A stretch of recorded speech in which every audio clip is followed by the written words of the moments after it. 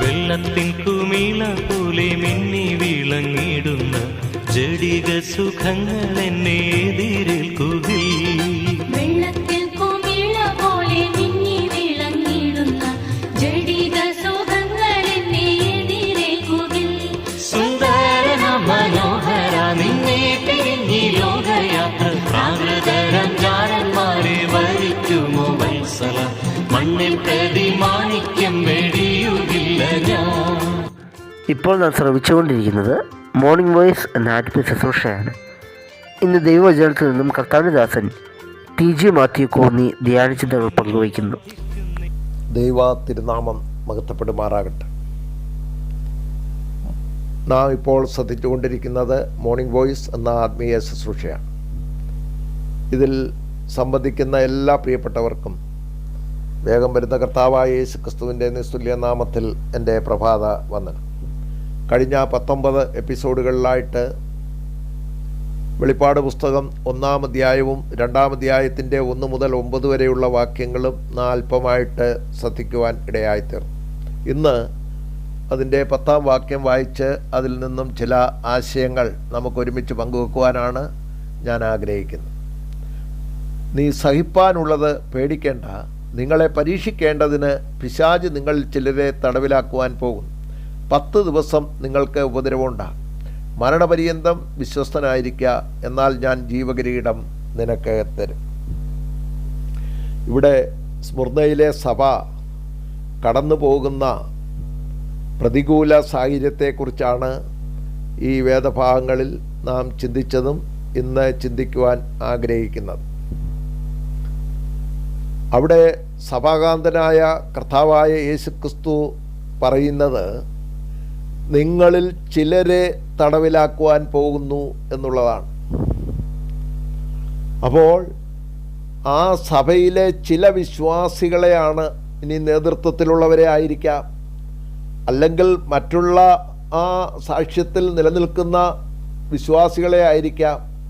ഏതു നിലയിലായാലും അവരിൽ ചിലരെ തടവിലാക്കുവാൻ പോവുകയാണ്. അപ്പോൾ ഇത് അനുഭവിക്കുന്നത് സഭ ഒന്നടങ്കമാണ്.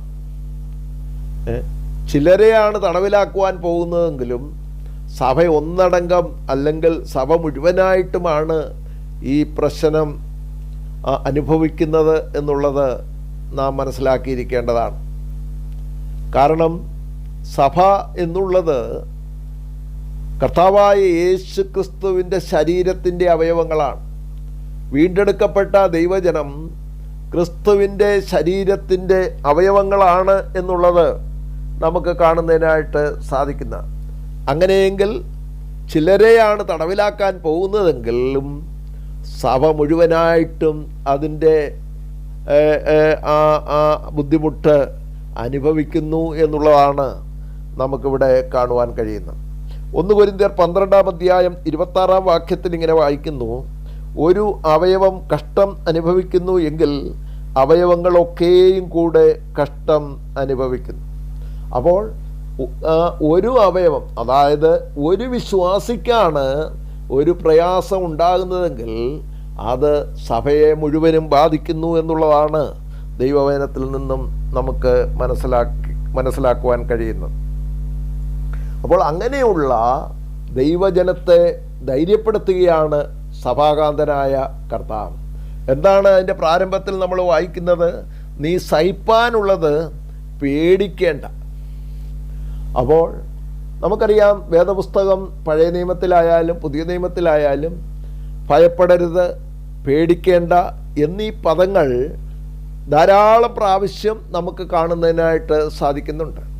സുവിശേഷങ്ങളിൽ കർത്താവ് തന്നെ ശിഷ്യന്മാരോടുള്ള ബന്ധത്തിൽ അനേക പ്രാവശ്യം ഭയപ്പെടേണ്ട, ഞാനാകുന്നു എന്ന് പറഞ്ഞിട്ടുള്ള അനേക വേദഭാഗങ്ങൾ നമുക്ക് കാണുന്നതിനായിട്ട് സാധിക്കുന്നുണ്ട്. ഇത് കേവലം വെറും ഒരു മാനുഷികമായ ശബ്ദം അല്ല. കാരണം നമുക്കറിയാം, മാനുഷിക ശബ്ദങ്ങളൊക്കെയും നമുക്ക് തോന്നും നമ്മെ ധൈര്യപ്പെടുത്തുന്നതായിരിക്കുമെന്ന്. എന്നാൽ അവയൊക്കെയും വായുവിൽ പാറിപ്പോകുന്ന വെറും ശബ്ദങ്ങളായിട്ടിരിക്കുന്നു എന്നുള്ളത് നാം മനസ്സിലാക്കേണ്ടതാണ്. എന്നാൽ ഇവിടെ പറഞ്ഞിരിക്കുന്ന കർത്താവായ യേശു ക്രിസ്തു ഏത് പ്രശ്നങ്ങൾക്കും പരിഹാരം കണ്ടെത്തുവാൻ കഴിയുന്ന ഒരു വ്യക്തിത്വമാണ്. അങ്ങനെയുള്ള ശബ്ദമാണ് ഇവിടെ ദൈവജനത്തെ ധൈര്യപ്പെടുത്തുന്നത് എന്നുള്ളത് നമുക്ക് കാണുന്നതിനായിട്ട് സാധിക്കുകയാണ്. ഇവിടെ കർത്താവ് പറയുകയാണ്, നിങ്ങൾ ഭയപ്പെടേണ്ട. അതിൻ്റെ അർത്ഥം എന്താ? ഞാൻ നിങ്ങളോട് കൂടെയുണ്ട്. അപ്പോൾ കർത്താവ് ദൈവജനത്തോട് കൂടെ ഉണ്ട്. അതാണ് നമുക്ക് കാണുവാൻ കഴിയുന്നത്. എന്നാൽ ഈ ഭൂമിയിൽ നാം ആയിരിക്കുമ്പോൾ അതിൻ്റെ അടുത്ത ഭാഗം നമ്മൾ വായിക്കുമ്പോൾ നമുക്കത് മനസ്സിലാക്കാം. നിങ്ങളെ പരീക്ഷിക്കേണ്ടതിന് പിശാച് നിങ്ങളിൽ ചിലരെ തടവിലാകുവാൻ പോകുന്നു.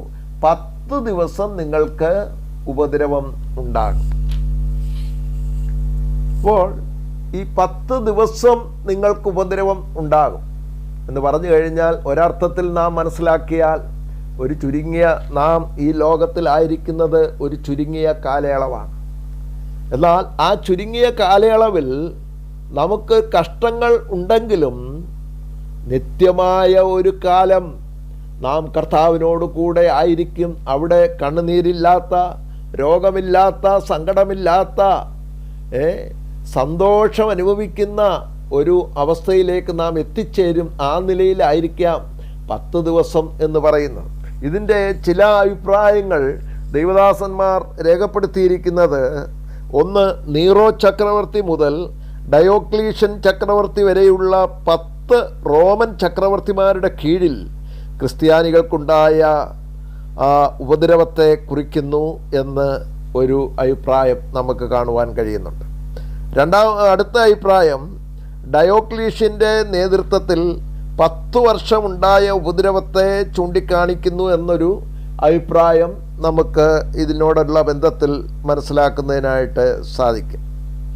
അപ്പോൾ ഈ ഉപദ്രവത്തിൻ്റെ കാലപരിധി എത്ര തന്നെ ആയിരുന്നാലും സഭാകാന്തനായ കർത്താവ് പറയുന്നത് 10 ദിവസം എന്നാണ്. മനുഷ്യജീവിതത്തിൻ്റെ ചുരുങ്ങിയ കാലയളവിനെ ഇത് സൂചിപ്പിക്കുകയാണ്. അത് സഹിക്കുവാനുള്ള കൃപ കർത്താവ് നമുക്ക് നൽകിത്തരും. കർത്താവ് പറഞ്ഞു, ഞാൻ നിങ്ങളോട് കൂടെ ഉണ്ട് എന്നുള്ളതാണ് നമുക്ക് കാണുവാൻ കഴിയുന്നത്. പ്രത്യേകിച്ച് ദൈവജനത്തെ സംബന്ധിച്ച് ഈ കഷ്ടതയുടെ നടുവിലാണ് അവർ ഈ ലോകത്തിൽ ജീവിക്കുന്നത്. കാരണം ഈ ലോകം നമുക്കൊരിക്കലും അനുകൂലമല്ല. 2 തീമോത്തിയോസ് 3:12 നാം ഇങ്ങനെ വായിക്കുന്നു, ക്രിസ്തുയേശുവിൽ ഭക്തിയോടെ ജീവിപ്പാൻ മനസ്സുള്ളവർക്കെല്ലാം ഉപദ്രവം ഉണ്ടാകും. അപ്പോൾ കർത്താവ് ക്രിസ്തുയേശുവിൽ ഭക്തിയോടെ ജീവിപ്പാൻ ആഗ്രഹിക്കുന്നവർക്ക്, അങ്ങനെയുള്ളവർക്ക് ഈ ലോകത്തിൽ നിന്നും ഉപദ്രവം ഉണ്ടാകും. എന്നാൽ ഈ ലോകത്തോട് താതാത്മ്യപ്പെട്ട് അനുരൂപപ്പെട്ട് മുന്നോട്ട് പോകുന്നവർക്ക് ഒരു പ്രശ്നവുമില്ല. 1 പത്രോസ് 1:6 നാം ഇങ്ങനെ വായിക്കുന്നു, ഈ കഷ്ടം അല്പനേരത്തേക്ക് ഉള്ള കഷ്ടമാണ് എന്നുള്ളത് അവിടെ നമ്മൾ വായിക്കുന്നു. 2 കൊരിന്ത്യർ 4:17 ഇങ്ങനെ വായിക്കുന്നു, നൊടി നേരത്തേക്കുള്ള ഞങ്ങളുടെ ലഘുവായ കഷ്ടം എന്ന് കാണുന്നു. അപ്പോൾ ദൈവജനത്തിൻ്റെ കഷ്ടം എന്ന് പറയുന്നത്, അവരനുഭവിക്കുവാൻ പോകുന്ന പീഡ എന്ന് പറയുന്നത്, ഇത് അല്പകാലത്തേക്കുള്ളതാണ് എന്നുള്ളത് ഇവിടെ ഓർപ്പിക്കുകയാണ്. എന്നാൽ നിത്യമായ ഒരു സന്തോഷത്തിലേക്ക് നാം ആയിത്തീരും എന്നുള്ളതാണ് ഇതിൻ്റെ പിന്നിൽ നമ്മെ ഓർപ്പിക്കുന്നത്. എന്നിട്ട് അവിടെ നമ്മൾ അടുത്തതായിട്ട് വായിക്കുന്നത്, മരണപര്യന്തം വിശ്വസ്തനായിരിക്കുക, എന്നാൽ ഞാൻ ജീവകിരീടം നിനക്ക് തരും. അപ്പോൾ ഇങ്ങനെയുള്ള സാഹചര്യത്തിൽ കൂടെ കടന്നു പോകുമ്പോഴും പിന്മാറിപ്പോകുവാനുള്ള സാധ്യതയുള്ള ഒരു ലോകത്താണ് നാം ആയിരിക്കുന്നതെങ്കിലും ദൈവജനത്തെ സഭാകാന്തനായ കർത്താവ് ഇവിടെ ധൈര്യപ്പെടുത്തുകയാണ്. കർത്താവ് എന്താ പറയുന്നത്? മരണപര്യന്തം വിശ്വസ്തനായിരിക്കുക, എന്നാൽ ഞാൻ ജീവകിരീടം നിനക്ക് തരും എന്നുള്ളതാണ്. അപ്പോൾ വിശ്വസ്തതയ്ക്കുള്ള പ്രതിഫലനമാണ് ജീവൻ്റെ കിരീടം എന്നുള്ളത് ഇവിടെ നിന്ന് നാം മനസ്സിലാക്കിയിരിക്കേണ്ടതാണ്. യാക്കോബിൻ്റെ ലേഖനം 1-ാം അധ്യായം 12-ാം വാക്യം ഇങ്ങനെ വായിക്കുന്നു: പരീക്ഷ സഹിക്കുന്ന മനുഷ്യൻ ഭാഗ്യവാൻ, അവൻ കൊള്ളാവുന്നവനായി തെളിഞ്ഞ ശേഷം കർത്താവ് തന്നെ സ്നേഹിക്കുന്നവർക്ക് വാഗ്ദത്തം ചെയ്ത ജീവകിരീടം പ്രാപിക്കും. അപ്പോൾ ഇവിടെ സ്മൃതിയിലെ ദൈവജനത്തോട് കർത്താവ് പറയുകയാണ്, വിശ്വസ്തനായിരിക്കുക, എന്നാൽ ഞാൻ ജീവകിരീടം നിനക്ക് തരും. അപ്പോൾ കഷ്ടത അനുഭവിക്കുമ്പോൾ കഷ്ടതയുടെ പിന്നിൽ ലഭിക്കുന്നതായ ഒരു സന്തോഷമാണ് ഈ ജീവകിരീടം എന്നുള്ളത് എന്ന് നമുക്കിവിടെ കാണുവാൻ കഴിയുന്നുണ്ട്. അപ്പോൾ സ്മുർന്നയിൽ അനേകർ ഈ നിലയിൽ രക്തസാക്ഷികളായിട്ട് തീർന്നു. അവർ വിശ്വസ്തയോടെ നിലനിന്നു എന്നുള്ളത് നമുക്ക് കാണുവാൻ കഴിയുന്നുണ്ട്. മാത്രമല്ല, പരീക്ഷ സഹിച്ച് നിൽക്കുന്ന അനേക വിശ്വാസികൾ അവരും രക്തസാക്ഷികളായിട്ട് ഇഞ്ചിഞ്ചായി മരിച്ചുകൊണ്ടിരിക്കുന്നവരാണ്. അങ്ങനെ മരിച്ചുപോയവരും വിശ്വസ്തരായിട്ട് അനേകർ മരിച്ചു പോകുവാൻ തക്കവണ്ണം, പീഡനത്തിൽ കൂടെ മരിക്കുവാൻ തക്കവണ്ണം ഇടയായിത്തീർന്നു. എന്നാൽ ജീവിച്ചിരുന്ന് കഷ്ടമനുഭവിക്കുന്ന അനേക വിശ്വാസികളുണ്ട്.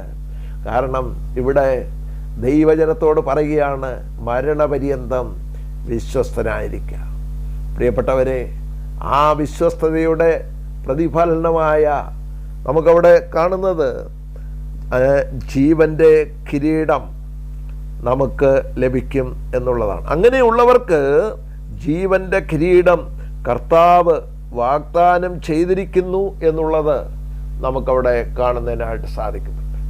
പ്രിയപ്പെട്ടവരെ, നമ്മെ സംബന്ധിച്ചും ഈ ലോക ജീവിതത്തിൽ വളരെ പ്രതികൂലങ്ങളിൽ കൂടെ, പ്രതിസന്ധികളിൽ കൂടെ, കഷ്ടങ്ങളിൽ കൂടെ കടന്നു പോകുമ്പോഴും നമുക്ക് ആശ്വാസമായിട്ടിരിക്കുന്നത് കർത്താവിൻ്റെ ആശ്വാസവചനങ്ങളാണ്. ഭയപ്പെടേണ്ട, ഞാൻ നിന്നോട് കൂടെയുണ്ട്, വിശ്വസ്തനായി മരണപര്യന്തം വിശ്വസ്തനായിരിക്കുക, ജീവ കിരീടം നിനക്ക് തരും. ദൈവത്തിന് സ്തോത്രം. വരും ദിവസങ്ങളിൽ ഈ ചെറിയ വാക്കുകൾ നമ്മെയും ബലപ്പെടുത്തട്ടെ എന്ന് പ്രാർത്ഥിച്ചുകൊണ്ട് ഞാൻ ഇത് ഇവിടെ നിർത്തുന്നു. കർത്താവ് നമ്മെ സഹായിക്കട്ടെ. ദൈവനാമം മഹത്വപ്പെടുമാറാകട്ടെ. ആമേൻ.